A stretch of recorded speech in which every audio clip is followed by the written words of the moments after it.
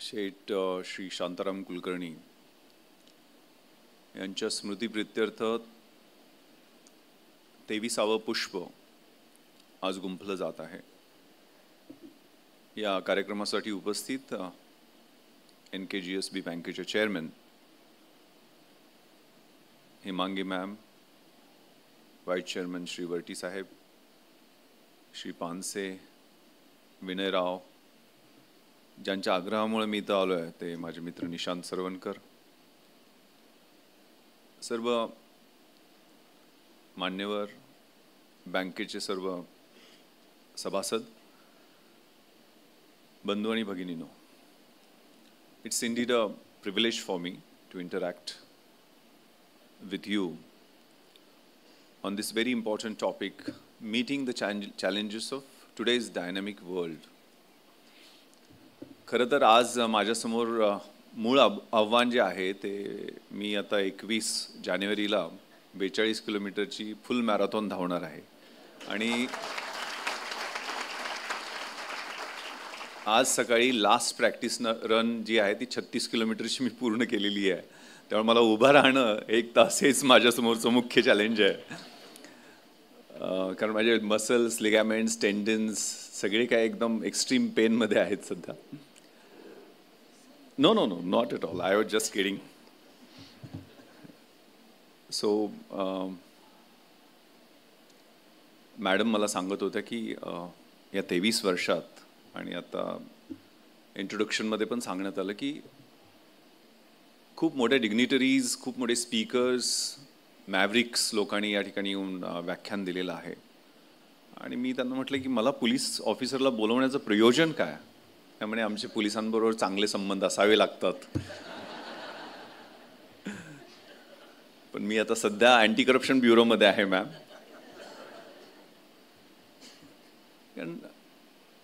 एक जैन धर्मगुरूंना मी माझ्या पोलीस मुख्यालयात अहमदनगरला SP असताना बोलवलेलं होतं। I was told to speak in Hindi, English, Marathi, all the languages. So Marathi जास्त फोकस करू आपण। तर ज्यावेळेला मी अहमदनगरला SP होतो त्यावेळेला एक जैन धर्मगुरू आहेत तरुण सागर महाराज, त्यांनी त्यांच्या व्याख्यानात 4 ओळी सांगितलेल्या होत्या।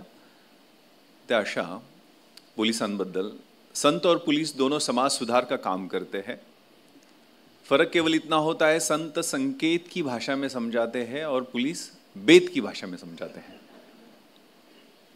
दरअसल जिन लोगों को संतों के संकेत समझ में नहीं आते हैं उनके लिए वेद का प्रयोग जरूरी है। संतों के भगवे वस्त्र और पुलिस की खाकी, इसमें कोई फर्क नहीं है, वर्दी विश्वास का प्रतीक है। सांगण्याचा उद्देश हा आहे की माझी जी भाषा आहे, जी आतापर्यंत 27 वर्ष मी इंडियन पोलीस सर्व्हिसमध्ये काम करत आहे, ती आहे लाठीची, बंदुकीची, गोळीची, टियर गॅसची। हे सरवणकर साहेबांसारखे शब्द आम्हाला नेहमी फ्लॅग देत असतात, 3rd डिग्री वगैरे काय काय म्हणून। तर ही इतक्या चांगल्या लोकांसमोर जी मला भाषा वापरायची ती कोणती वापरायची आणि कशी वापरायची हा माझा गोंधळ उडलेला आहे। कारण खूप अप्स अँड डाऊन्स, खूप उन्हाळे पावसाळे या 27 वर्षात पाहिलेले आहेत। आणि आमच्या कमिशनर ऑफिसमध्ये तुम्ही आलात तर CPच्या चेंबरच्या बाहेरच एक ऑगस्ट ऑलमोर नावाच्या इंग्रजी अधिकाऱ्याचं एक कोट लिहून ठेवलेलं आहे। ते असं आहे की policeman is denounced by the public, criticized by the preacher, berated by the newspapers, ridiculed by good people, they are exposed to countless temptations and dangers, they are dismissed when they execute the law and suspended when they do not. With remuneration less than that of a daily wages laborer, they are supposed to play the role of doctor, lawyer, educator, diplomat, with remuneration less than that of a daily wages laborer. खूप सुंदर मराठीत भाषांतर त्याचं रामदास फुटाणे साहेबांनी केलेलं आहे, नाही फ.मु. शिंदे साहेबांनी केलेला आहे की तोही पोलीस असतो जाणत नाही कुणी, ज्याचे असावे ऋणी तो शिव्यासापाचा धनी। आपलं मानत नाहीत लोक, धर्मगुरू देखील उगारतात उगाचच फोक, सिनेमे काळासारखे हात धुवून मागे, बातम्या विणत बसतात बदनामीचेच धागे। तो न्यायालयाचा नावडता सरकारी पक्षाचा पडता वाऱ्यावर सोडून दिलेला तो एक पतंग, त्यानं डॉक्टर असावं, वकील असावं, मुत्सद्दी असावं, शिक्षक असावं, बरंच काही, मात्र जेवढ्याच तेवढा त्याचा पगार पोलीस म्हणजे रोजंदारीचा वेठबिगार.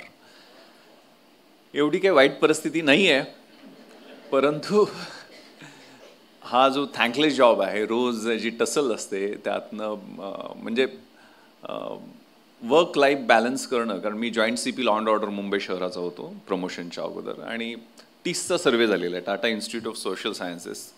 त्यांनी most stressful jobs in Mumbai city 2011च्या सर्वेमध्ये एक पश्चिम रेल्वेचे MD जे सगळ्या रेल्वेचं नेटवर्क ऑपरेट करतात, आणि दुसरी joint CP law and order, म्हणजे त्यांना गिफ्ट मिळते ब्लड प्रेशर, हायपरटेन्शन, डायबिटीज, अशा गोष्टी.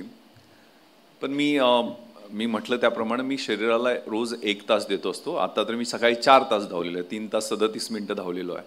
त्यामुळं माझ्या पर्सनल स्वतःची काळजी आणि शरीर आणि मनाची काळजी घेतल्यामुळं सुदैवानं मला कुठल्या अजून रोगानं शिवलेलं नाही आहे. मी आता 51 वर्षाचा आहे, पण 51 किलोमीटर धावू शकतो.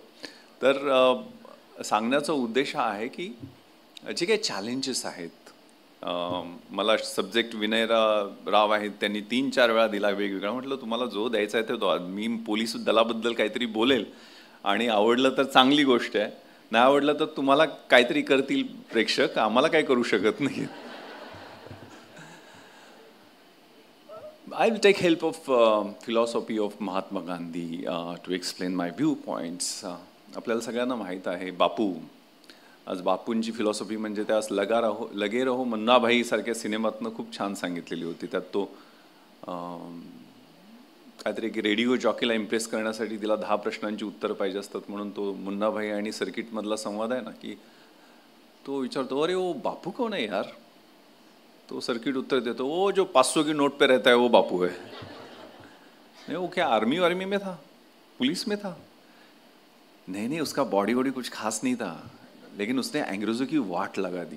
उचललेस तू मीठ मूठभर साम्राज्याचा खचला पाया, साबरमती के संत तूने कर दिया कमाल, दे दी हमें आजादी बिना खडक बिना ढाल. त्या बापूंनी 1930s मध्ये यंग इंडिया नावाच्या त्यांच्या मासिकामध्ये खूप छान लिहून ठेवलेलं आहे, जे आजही तितकंच रिलेव्हंट आहे. There is enough in this world to fulfill every single individual's need, but there cannot be anything which will fulfill a single individual's greed. जगामध्ये एवढं संचित आहे की प्रत्येक माणसाची गरज पूर्ण होऊ शकते, परंतु सगळं जरी संचित एकत्र केले तर एका माणसाची हाव मात्र पूर्ण होऊ शकत नाही.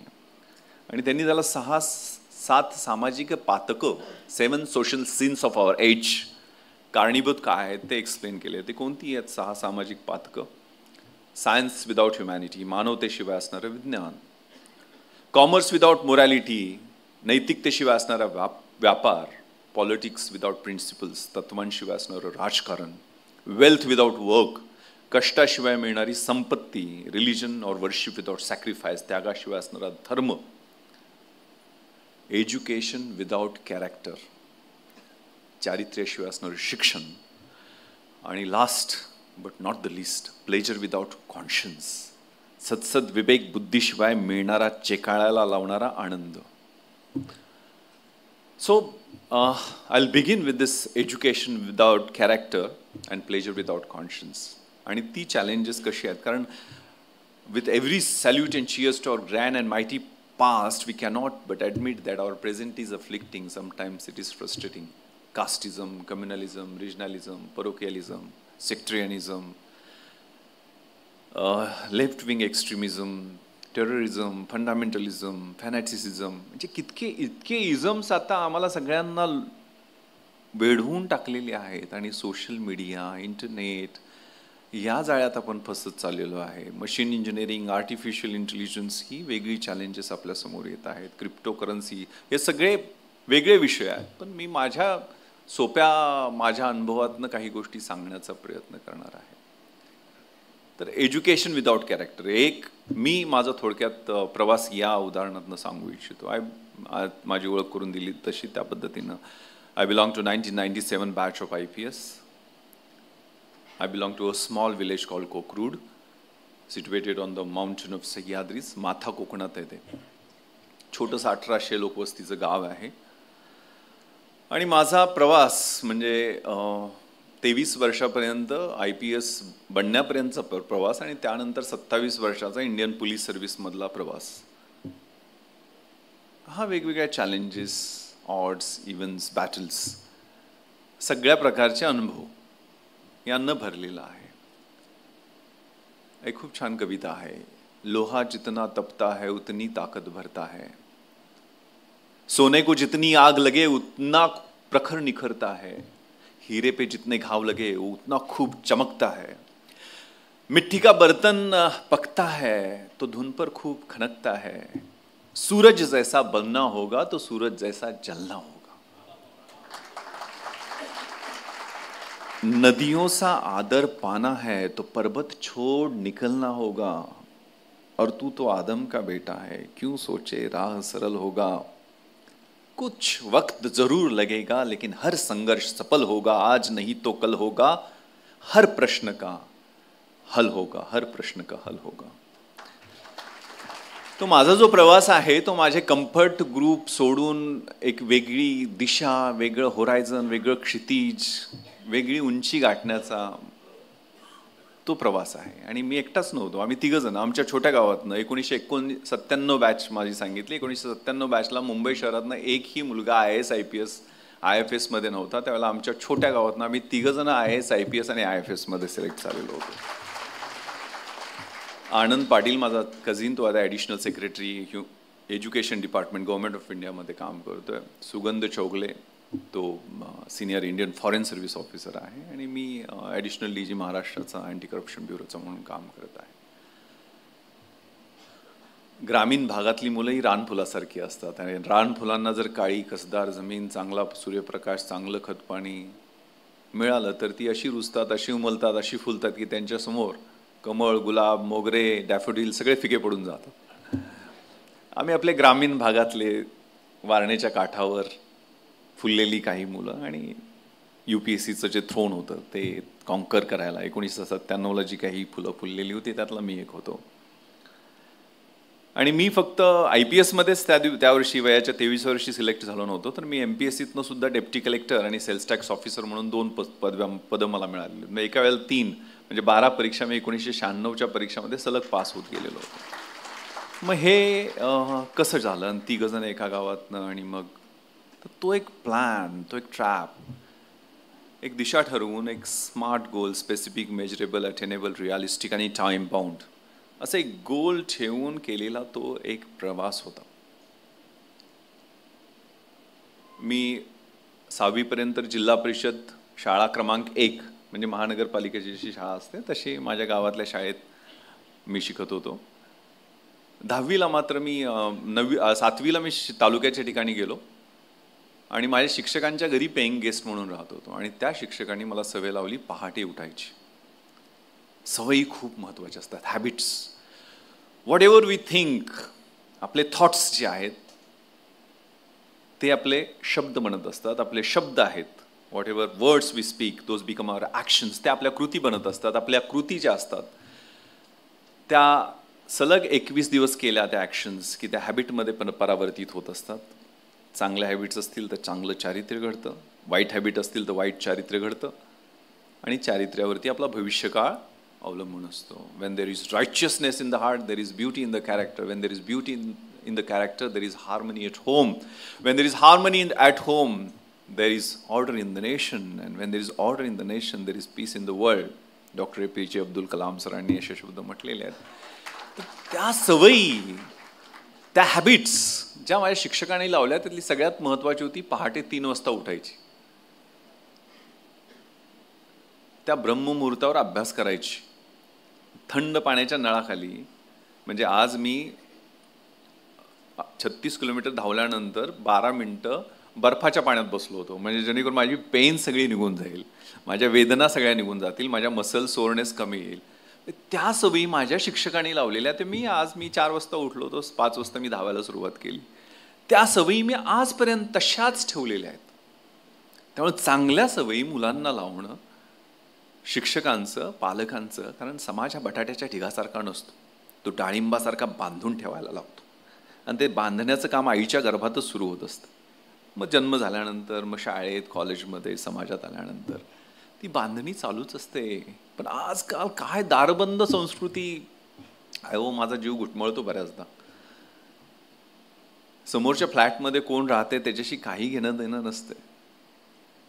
ते गावाकडचं परडं, कट्टा, तुळशीचा, अंगण, ते गाई म्हैशी, ते सगळं आता मुलांना ते नेटवरच बघावं लागतं. ते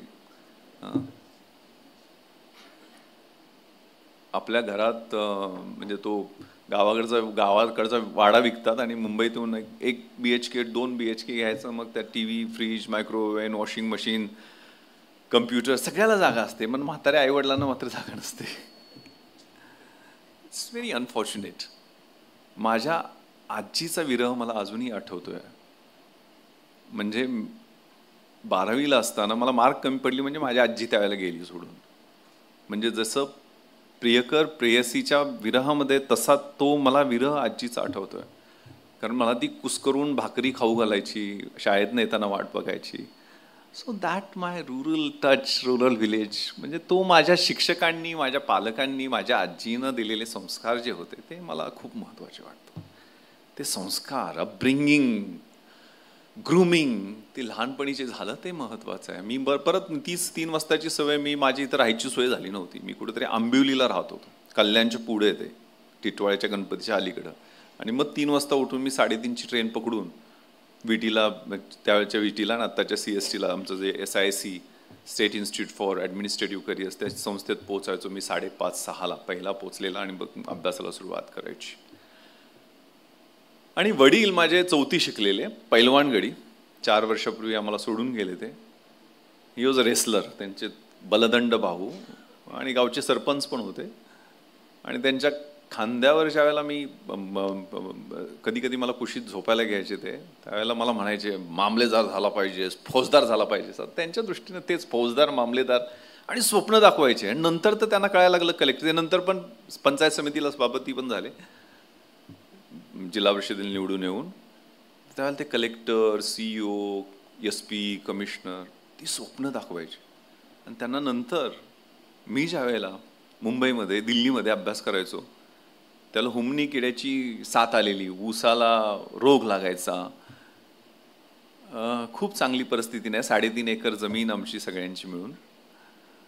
आणि त्यावेळेला मग मीटिंग, ते चॅलेंजेस, ते आर्थिक चणचण असायची, पण ती कधीही त्यांनी मला कळू दिली नाही. शेती विकली 1.5 एकर आपल्या मुलांच्या शिक्षणासाठी, तेही कळू दिलं नाही. पण एक पत्र, पोस्टकार्ड मला लिहायचे ते लहानपणी, मोडी लिपीत सही असायची त्यांची. आणि त्या पोस्टकार्डमध्ये न चुकता एक शेवटची लाईन लिहायची की भावड्या, प्रेमानं मला घरी भावड्या म्हणतात, भावड्या, माझे डोळे मिटायच्या आधी तुला एकदा कलेक्टर म्हणून लाल दिव्याच्या गाडीतनं पाहायचं आहे, तेच माझं स्वप्न आहे. या माझ्या कमी शिकलेल्या बापाच्या स्वप्नासाठी मग तो अभ्यास केला. तिथून मुंबईत आलो. मुंबईत 2 मुंबईत आहेत ना आपल्याला, एकदम भारी वाटणारी मुंबई. आणि नंतर आम्हाला कुठं राहायची सोय नव्हती, तर आमदार निवासला राहायची सोय झाली. आपल्याला माहिती आहे ते मॅजेस्टिक आमदार निवास कुलाब्याच्या कॉजवेवरती आहे. गावाकडचे सगळे कार्यकर्ते त्या आमदार निवासमध्ये येऊन राहत असतात.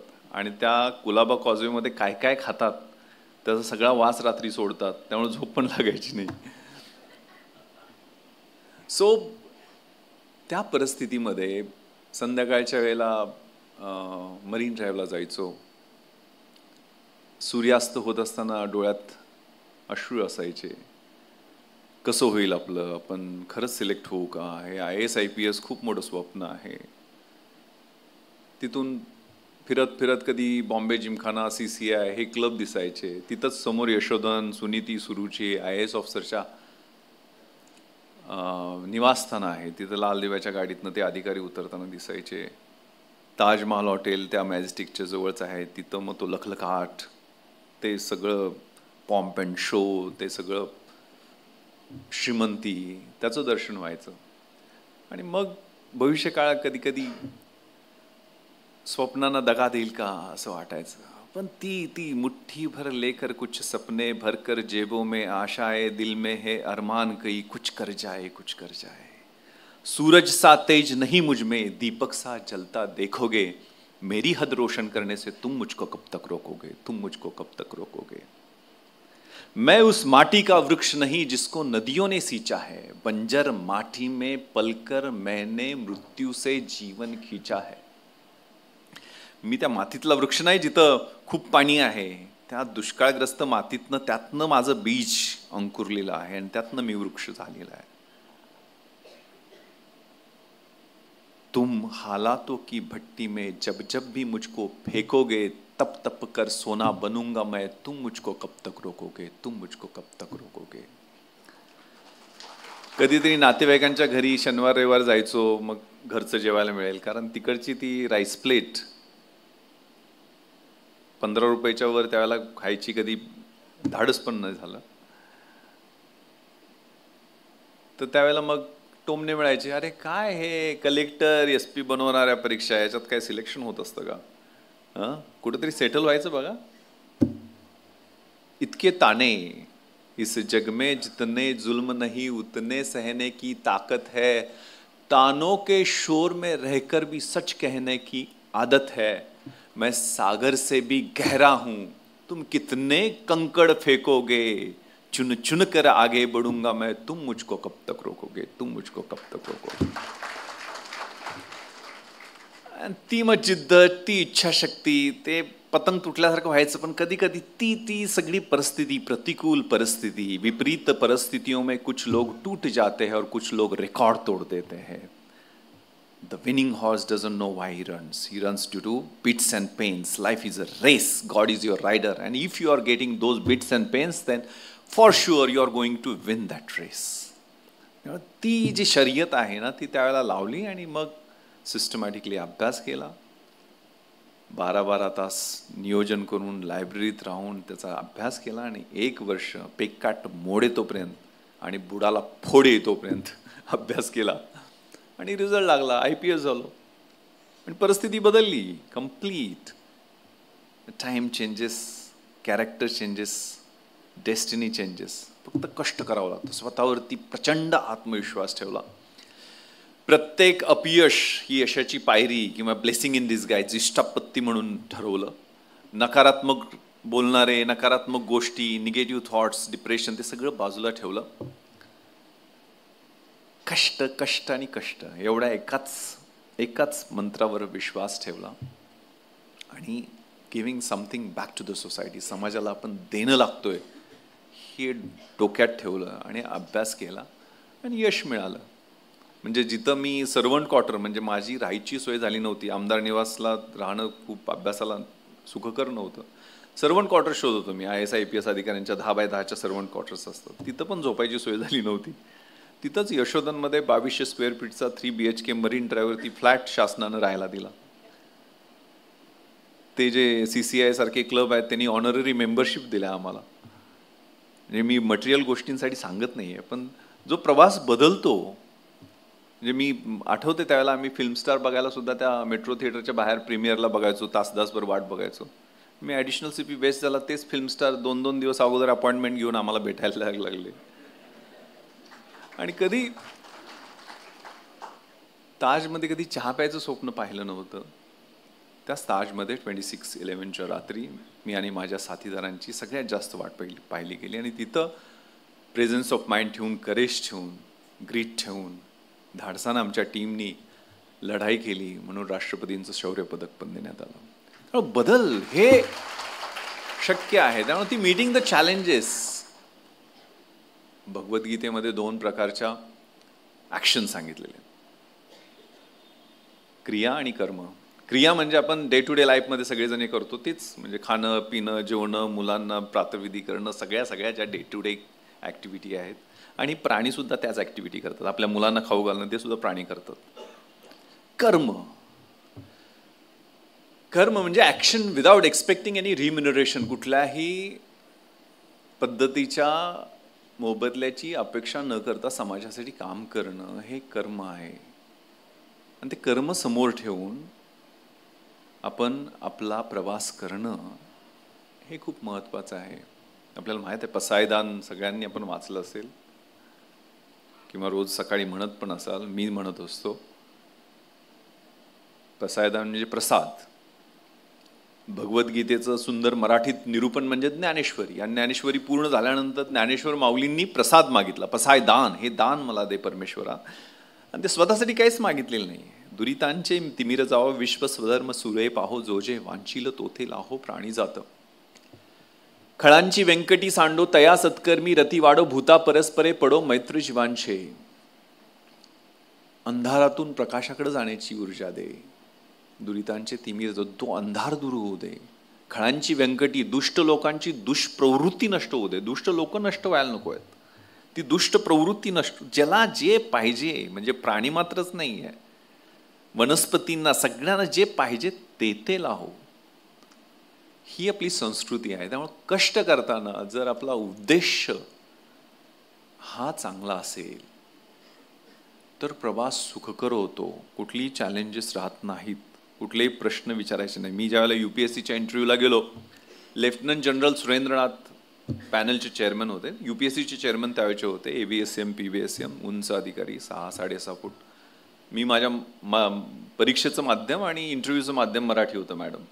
ते पण कुलकर्णी, म्हणजे शेठ शांताराम कुलकर्णी साहेबांनी ज्या विजननी आज जो वटवृक्ष बनलेला आहे, innovation in head, compassion in heart, passion in the belly and vision in the eyes, हे घेऊन त्यांनी जो हा वटवृक्ष वाळायला आहे, त्यामुळंच एक चांगली बँक सगळ्यांना आधार देणारी उभी राहिलेली आहे. तर लेफ्टनंट जनरल सुरेंद्रनाथ इंटरव्ह्यूला आल्यानंतरच एकतर 5वर धरण आमची बसली, कारण ज्यांचं मराठी माध्यम आहे किंवा रिजनल माध्यम आहे त्यांना मार्क कमी देतात अशी काहीतरी एक रूमर होती. आणि मग आमची परिस्थिती म्हणजे इंटरप्रिटर असायचा, म्हणजे कुलकर्णी मॅडमच होत्या त्यावेळेच्या इंटरप्रिटर आमच्या. म्हणजे पॅनलनी इंग्लिशमध्ये प्रश्न विचारायचा, मॅडमनी मराठीत करून आम्हाला सांगायचं, आम्ही मराठीत उत्तर द्यायचं, मॅडमनी इंग्लिशमध्ये करून पॅनलला सांगायचं, अशी दळबद्री परिस्थिती. त्यामुळं लेफ्टनंट जनरल सुरेंद्रनाथनी पहिला प्रश्न विचारला, विश्वास, यू हॅव ग्रॅज्युएटेड इन 1994, म्हणजे 97ला मी इंटरव्ह्यूला होतो, तर what R you doing this 3 years? म्हणजे पहिल्यांदा ते म्हटले की इंग्लिशमध्ये बोलण्याचा प्रयत्न कर. म्हटलं जसं जमेल तसं बोलतो सर, ब्रोकन इंग्लिशमध्ये बोलतो, काहीतरी जमेल तसं. मग मी माझं इंग्लिशमध्ये पहिलं उत्तर दिलं की sir, last 3 years I have established one competitive study center at my village which works for the upliftment of the rural youth as well as for disseminating rational and viable ideas in rural folks. तू तर चांगलं English बोलतोय. तेवढंच उत्तर पाठ करून ठेवलेलं होतं. कारण ग्रॅज्युएट झाल्यानंतर काय करतोय, सगळ्यांना प्रश्न विचारला जातो. त्यापुढं खरं इंग्लिश माझं सुरू झालं. ते घाशीराम कोतवाल त्या कंट्रोवर्सीबद्दल विचारलं, त्यात तर मला ते बिहाइंड वुमेन, स्त्री लंपटचं मी बिहाइंड वुमेन असं काहीतरी म्हटलं, त्याचा गोंधळ झाला होता. पण माझा इंटरव्ह्यू ज्यावेळेला गेला तसं मराठी, इंग्लिश आणि हिंदीमध्ये जसं जमेल तसं प्रामाणिक राहून सत्य आहे ती उत्तरं देत गेलो. शेवटचा प्रश्न विचारला तो खूप इंटरेस्टिंग होता की विश्वास, इस दुनिया में तुम क्यों आए हो? आता मी तर स्वतः आलेलो नाही, माझ्या आईवडिलांनी मला आणलंय. पण मी पॉज घेतला, त्याच्या पाठीमागचा उद्देश काय असू शकेल. आणि मग एक युद्धातल्या सैनिकाची कविता आहे, द पोएम ऑफ ला मांचा. ती कविता म्हटलं, सर माझी कदाचित माझ्या आयुष्याची उद्देशपत्रिका असू शकते, मी ती परवानगी असेल तर म्हणेल. आणि ती कविता अशी आहे, to dream the impossible dream, to fight the unbeatable फो, to love the pure and chaste from afar, to right the unforgivable wrong, to try when your arms are too weary. माझे हात पाय बाहू सगळे थकून गेलेले आहेत, पण त्यावेळेला मला एव्हरेस्ट दिसतोय आणि ते एव्हरेस्ट चढण्याची माझी इच्छा आहे आणि मी ती पूर्ण करणारच. To reach that unreachable star, this is my quest, to follow that star no matter how hopeless, no matter how फार, to fight for the right without questions, without pause, to be willing to march into the hell for heavenly cause. माझा सत्यासाठी संघर्ष करायचा आहे, कोणताही प्रश्न विचारायचा आहे नाही, कोणताही थांबा घ्यायचा आहे नाही, माझी नरकात जायचीही तयारी आहे, मात्र त्यासाठी असणारं कारण स्वर्गीय असलं पाहिजे. त्यामुळं ते कारण कारण 26/11ला ज्यावेळेला आतमध्ये दहशतवादी आहेत हे माहीत असताना प्रवेश केला, त्याला मला कुणी प्रश्न विचारला नसता, कारण बॅकअप नव्हता माझ्याकडे, AK-47 नव्हती, माझ्याकडे एक पिस्टल होतं, एक ग्लॉक पिस्टल. पण तिथं जर मी थांबलो असतो, वाट पाहतो, कारण आतमध्ये सर्वसामान्य माणसं मारली जात होती, स्त्रिया, फॉरेनर्स हे आवाज देत होते. त्या कवितेतल्या शेवटच्या वेळी मी त्या ठिकाणी म्हटल्या नाहीत, पण त्या अशा आहेत की I will be true to myself and to that glorious quest when I will like calm and peaceful at my final rest, and the world will be better for this, that one man scorned and covered with scars still strove with his last ounce of courage to reach that unreachable star. कारण खूप महत्वाचं आहे, कारण आपल्याला माहिती असेल की ज्या परिस्थितीत त्या रात्री आमचे अधिकारी आणि कर्मचारी लढले, म्हणजे तुकाराम मुंबाळे साहेब, एक लाठी घेऊन माणूस कसा आपला भिडतो काय, 5 गोळ्या पोटात घेतो तरी ती पकड ढिली होत नाही, एक अतिरेकी जिवंत पकडला जातो. त्यामुळे ती खाकीची कमिटमेंट, म्हणजे मी माझ्या प्रोफेशनमध्ये आलोय, म्हणजे माझं स्वप्न हे क्राईमलेस सोसायटी, युटोपियन वाटेल, पण माझ्या स्वप्नात नेहमी असलं पाहिजे मी क्राईम फ्री सोसायटी करतो. डॉक्टरचं स्वप्न असलं पाहिजे की डिसीज फ्री, इम्पॉसिबल आहे, पण ते उद्देश माझा राहील. दिन हूँ रात हूँ सांझ वाली बाती हूँ मैं खाकी हूँ, आंधी में तूफान में होली में रमजान में देश के सम्मान में अडिग कर्तव्यों की अविचल परिपाटी हूँ मैं खाकी हूँ. तैयार हूँ हमेशा ही तेज धूप और बारिश को हंसकर सहने को, सारे त्योहार भीड़ के साथ मनाने को, कभी पत्थर और कभी गोली भी खाने को. मैं बनी दूजी माटी हूँ मैं खाकी हूँ, विघ्न विकट सहकर भी सुशोभित सचित भाती हूँ, मुस्काती हूँ इठलाती हूँ, वर्दी में गौरव पाती हूँ मैं खाकी हूँ. तम में प्रकाश हूँ कठिन वक्त में आस हूँ, हर वक्त तुम्हारे पास हूँ, बुलाओ तो दौड़ी आती हूँ मैं खाकी हूँ.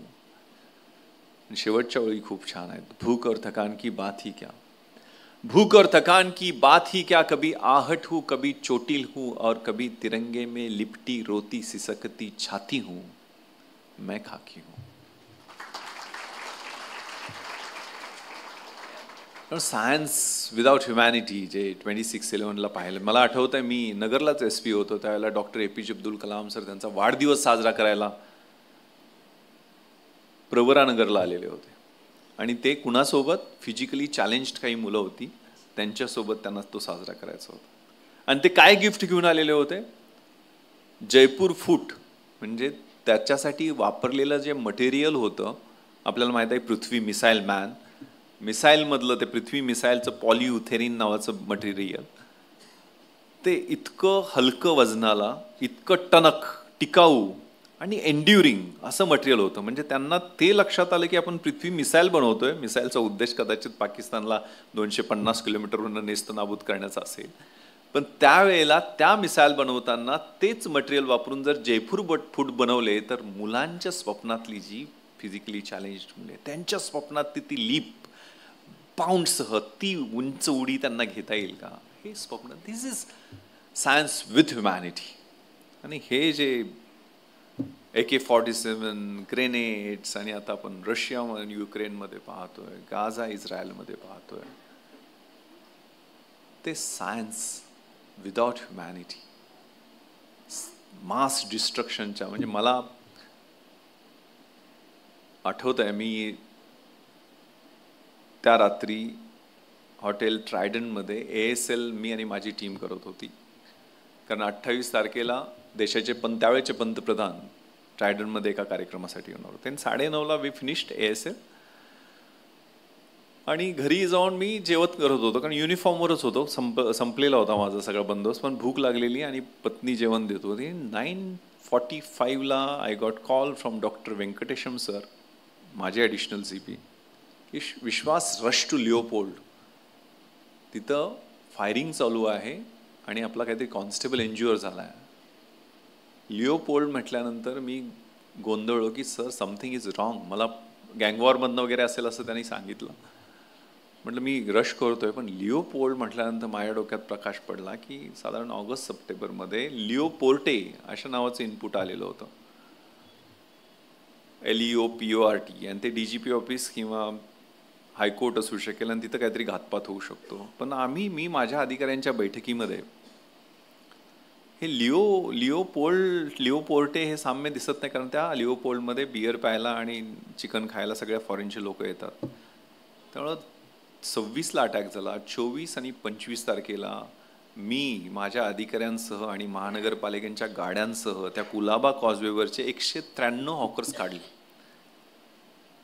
त्यामुळे प्रधान कमिशनने आमची चौकशी केली. त्यांनी ह्याच्यासाठी आम्हाला क्रेडिट दिलं की प्रोॲक्टिव्ह ॲक्शनमध्ये आतमध्ये 11 लोक मारले गेले, परंतु बाहेरच्या रँडम फायरिंगमध्ये एकही व्यक्ती जखमी किंवा मृत्युमुखी पडला नाही, कारण लोकांना तिथनं बाजूला होता आलं, गोंधळ निर्माण झाला नाही. बाहेरच्या बाजूला म्हणजे त्यांना पळता आलं, एस्केप करता आलं.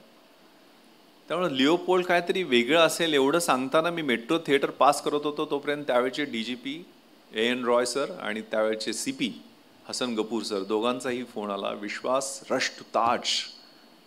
कारण ताजमध्ये एक सिनियर IAS ऑफिसर अडकलेल्या होत्या, त्यांचा फोन आला आणि त्यांच्या फोनवरती AK-47च्या फैरींचे आणि ग्रेनेड ब्लास्टचे आवाज येत होते, असं मला स्पेसिफिक सांगितलं. माझ्या प्रकाश पडला, कारण ताज म्हटल्यानंतर ताज आणि 6 अदर प्लेसेसबद्दल पण काहीतरी घातपात होईल, म्हणजे स्पेसिफिक काय नव्हतं पण असं काहीतरी होईल असं 28 सप्टेंबरला आम्हाला लिहून आलेलं होतं. त्यामुळे मी 29 आणि 30 सप्टेंबर, म्हणजे 29 सप्टेंबरला तर मी 9 तास त्या ताज हॉटेलमध्ये जाऊन त्या पूर्ण हॉटेलचा अभ्यास केला.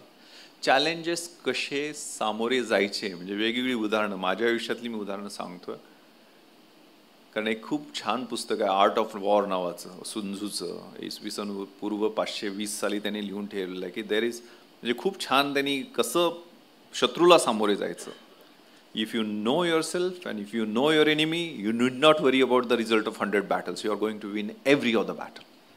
If you know yourself and you do not know about your enemy, you will suffer defeat after every victory. And if you neither know yourself nor your enemy, you will be succumb to in every battle. तुमचा 100% प्रत्येक युद्धात पराभव होणार आहे. त्यामुळे तुम्हाला माहीत असलं पाहिजे. त्यामुळे मी त्या 29 सप्टेंबरला 9 तास त्या हॉटेलची बारकाईनं रेकी केली होती.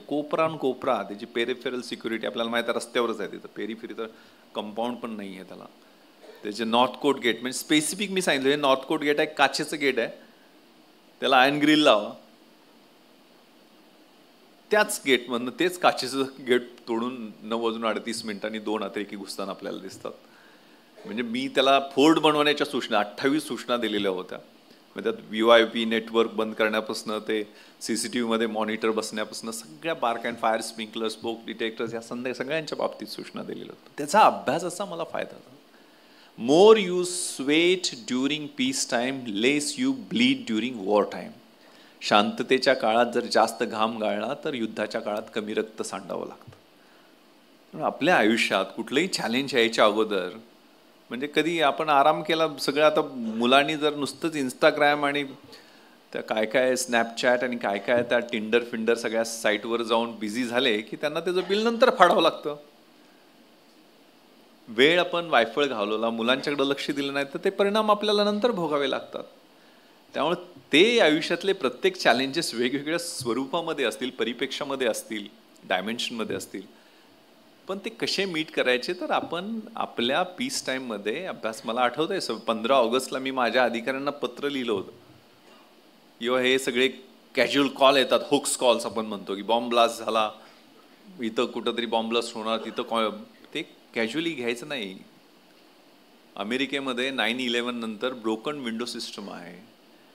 खिडकीची काच फुटली तरी प्रिपेअर्डनेससह तिथं रिस्पॉन्ड केलं पाहिजे. रिस्पॉन्ड करताना प्रिपेअर्डनेस असली पाहिजे, रिहर्सल्स असल्या पाहिजेत आणि मग तयारी नशी. म्हणजे खिडकीची काच फुटली तरी टेररिस्ट अटॅक झाला अशा पद्धतीने तुम्ही जा. त्यामुळे तयार. मी म्हटलं एक दिवस आपली लांडगा आला रे आला अशी परिस्थिती झाल्यास नवल होणार नाही आहे. आणि त्या दिवशी 10 लांडगे पाकिस्तानमधले LETनी ट्रेन केलेले ते आले आणि आपले 166 लोकांचा जीव घेऊन गेले. 304 लोक जखमी झाले. त्यात 18 पोलीस अधिकारी, आर्मीचे अधिकारी, NHGचे अधिकारी, होमगार्ड. माझ्याबरोबर आलेला राहुल शिंदे, SRPFचा कॉन्स्टेबल, तो शहीद झाला. ते ज्या वेळेला मला कळलं की ते ताज मध्ये आहे, त्यामुळे हे सगळं माझ्या बॅकग्राऊंड उभं राहिलं. I mean I reached main गेटमधनं 2 अतिरेकी घुसलेले होते आणि नॉर्थ कोर्ट गेटमधनं 2, पण गोंधळाची परिस्थिती होती. माझा इन्स्पेक्टर तो म्हटला की 100च्या वर अतिरेकी आहेत. आणि मग मी निर्णय घेतला, कारण रिअर गेट तिथं सुनील कुडियादी नावाचा सिक्युरिटी चीफ आहे त्याचा हॉटेलचा, तो वाट बघत, sir they are killing people. Exactly 9:53 13व्या मिनिटाला 9 अतिरेकी घुसल्यानंतर मी तिथं पोहोचलो. माझं बॉडीगार्ड अमित खेतले, त्याला 3 गोळ्या 3 वाजताच्या गोळीबारामध्ये लागल्या. सुदैवानं त्याचं ऑपरेशन व्यवस्थित झालं आणि तो जगलाय, पण अतिशय थिन झालेला, एकदम बारीक. म्हटलं जस्ट लीड अस प्रॉपरली, कुठं आहेत आणि कसे आहेत, आपण पोझिशन घ्यायची, पण टॉप फ्लोअरला. Position is more important. वरती मला टॉप फ्लोअरला घेऊन चल, कारण ताज माहीत आपल्याला 2 मजले बांधलेले आहेत आणि त्यानंतर हॉलो आहे. ते पहिलं 2च मजल्याचं हॉटेल होतं, नंतरचे 4 मजले नंतर बांधण्यात आलं. नवीन हॉटेल तर 70s मध्ये बांधलं. हे 1905ला बांधलं, उलट्या दिशेनं बांधलं. म्हणजे मॅप पण उलटा ठेवला होता काहीतरी. ते स्विमिंग पूल पुढच्या बाजूला पाहिजे होते, पाठीमागच्या बाजूला आहे. कारण स्विमिंग पूल एरियातनं आम्ही घुसलो एक्झिटमधनं. पहिल्या मजल्यावर 2 मुली जखमी अवस्थेत होत्या, त्यांना हॉस्पिटलला पाठवलं. आणि 2nd फ्लोअरवरती रॉयल स्टेअरकेसवरती 3 पाठमोरे अतिरेकी क्रिस्टल हॉलकडे जाताना दिसले. क्रिस्टल हॉलमध्ये लग्न चालू होतं, Amit weights Varsha, still I remember.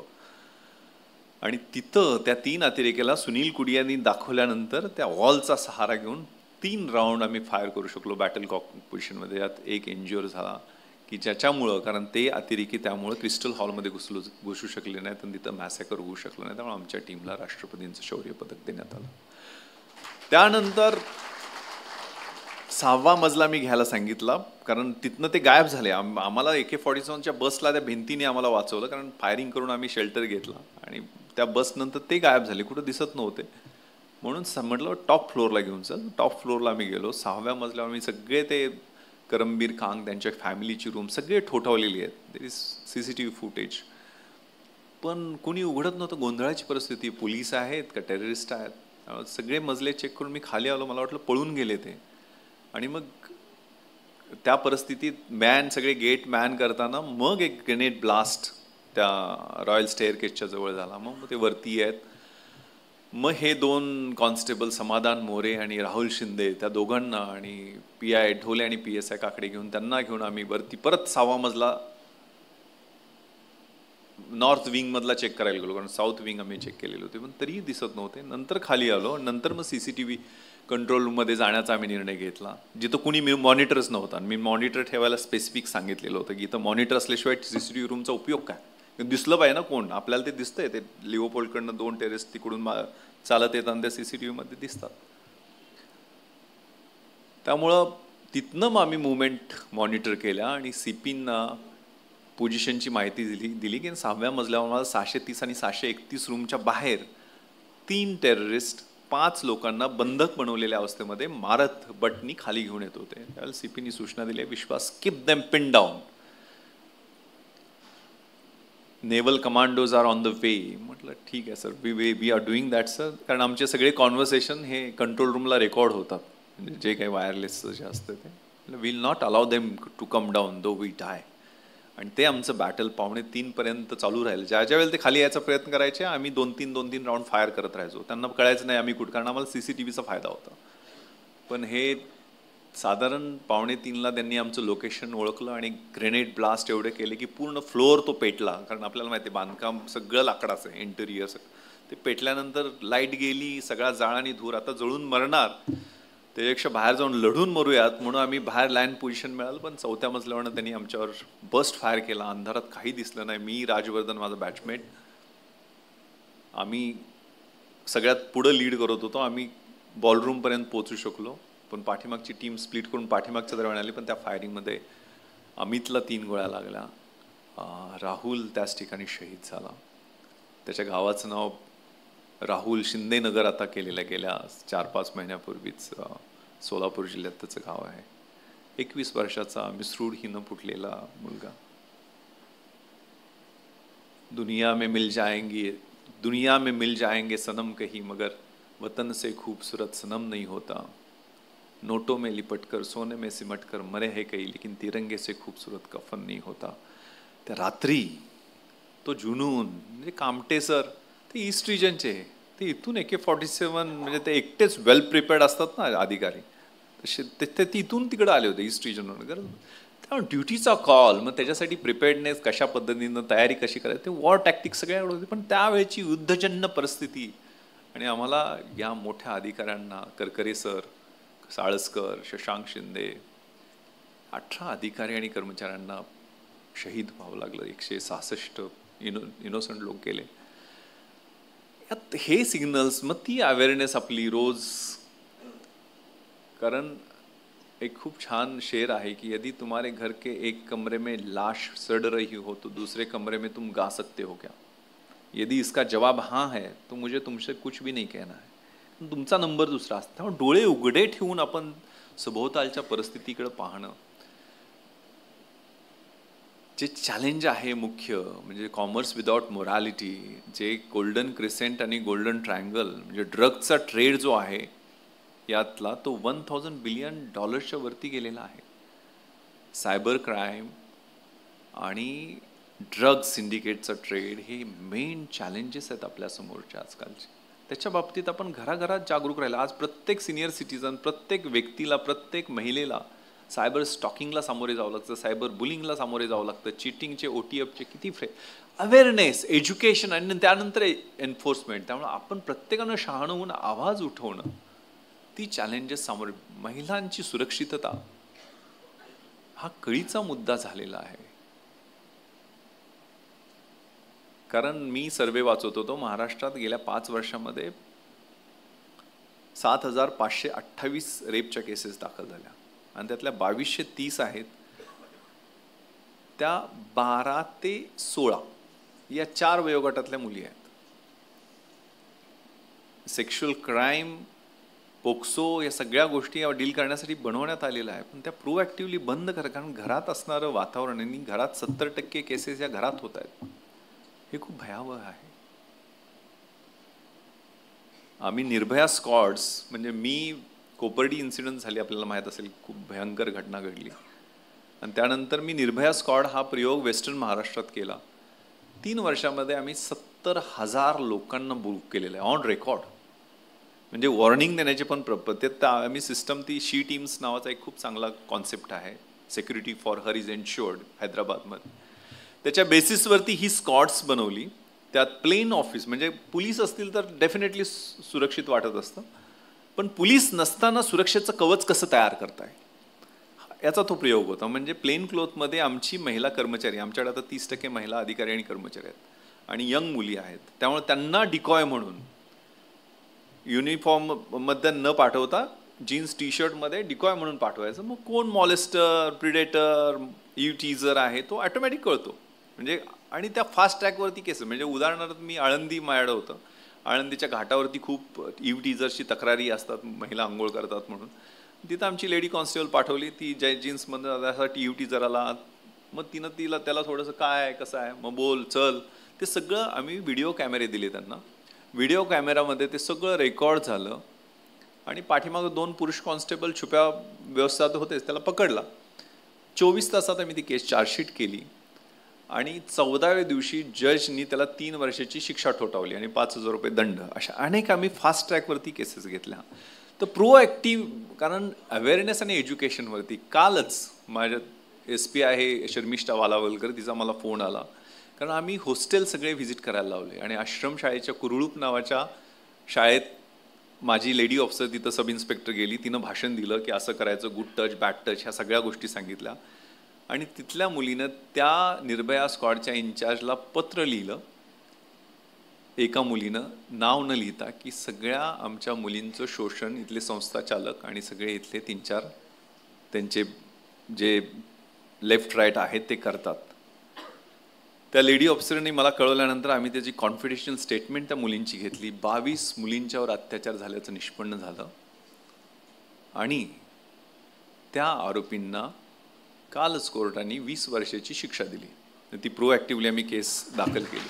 हे प्रोॲक्टिव्हली आपण विचारलं पाहिजे, कारण ते घुसमट जे आहे ना, इथं सुद्धा निर्भया स्क्वॉड्स आम्ही बनवले, पण सक्षम प्रोजेक्ट राबवला, ज्यामध्ये काउन्सिलिंग सेंटर, त्या निर्जा बिर्ला मॅडमने आम्हाला खूप चांगली मदत केली. एम्पॉवर नावाचं तो 5 सक्षम नावाची काउन्सिलिंग सेंटर बनवली. त्या 23 सायकियाट्रिस्टनी येऊन आम्हाला मदत केली, ज्या विक्टिम्स ऑफ सोशल क्राईम, विशेषतः मुली, लहान मुलं, त्यांच्याशी मग संवाद करून त्यांना त्या ट्रॉमामधनं बाहेर काढणं हे खूप महत्त्वाचं आहे. मी SP होतो पुण्याला, आणि त्यावेळेला शिक्रापूर, आपल्याला पुणे तर प्रगत म्हणतो आपण, सगळ्या सोशल रिफॉर्मची जननी.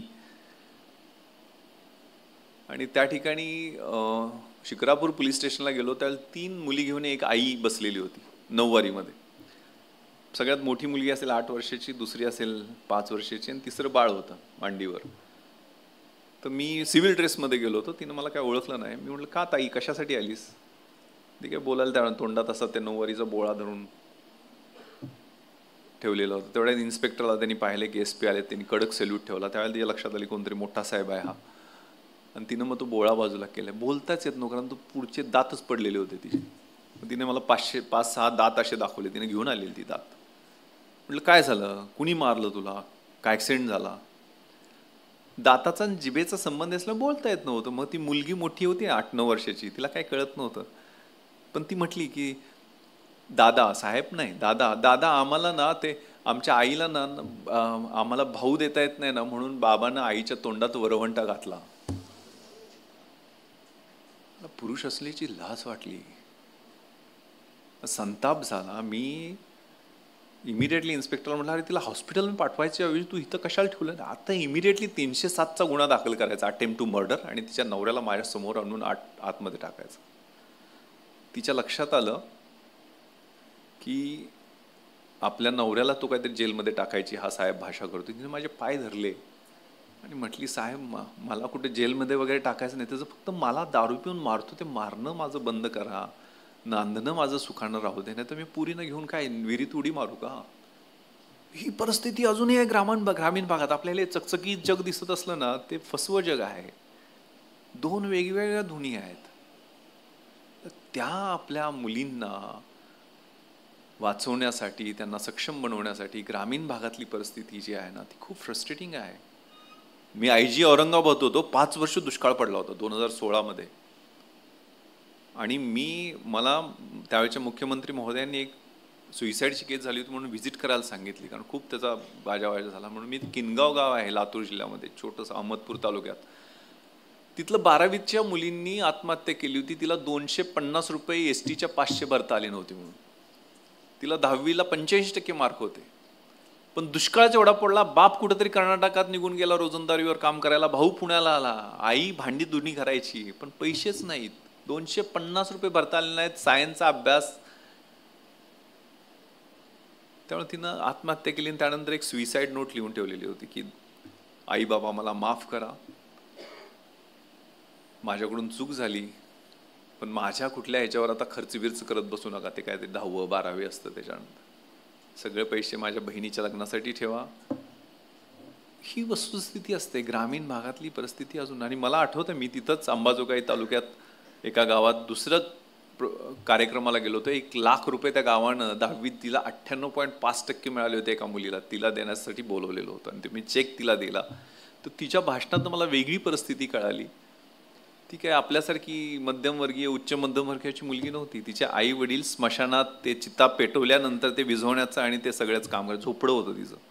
आणि ती अभ्यास कशी करायची? ज्यावेळेला लाईट नसायची त्यावेळेला त्या चितेच्या बाहेर अग्नीत अभ्यास करून तिनं 98.5% मार्क मिळवलेले होते.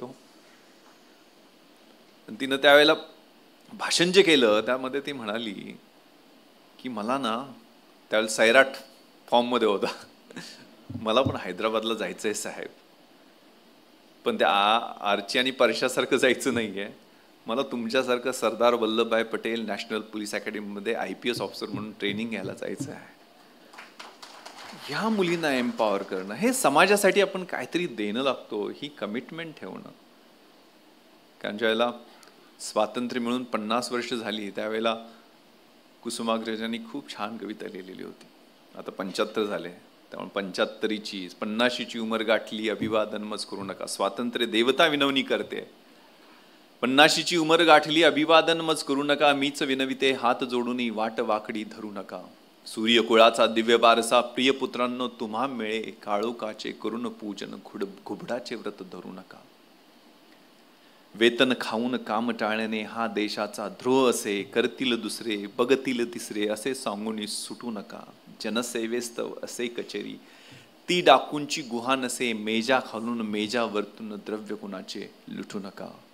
तरुणाईचे बळ देशाचे जपा, वाढवा तरुपरी, करमणुकीच्या गटार गंगा त्यात स्वतःला क्षाळू नका. समान मानव माना स्त्रीला, तिची अस्मिता खुडू नका. देवी म्हणून भजू नका की दासी म्हणून छळू नका. गोर गरिबा छळू नका, पिंड फुकाचे गिळू नका. गुणी जनावर जळू नका, लाख लाख जण जळले मेले माझ्यासाठी हे विसरू नका. मीच विनविते हात जोडून, वाट वाकडी धरू नका. जय हिंद, जय महाराष्ट्र.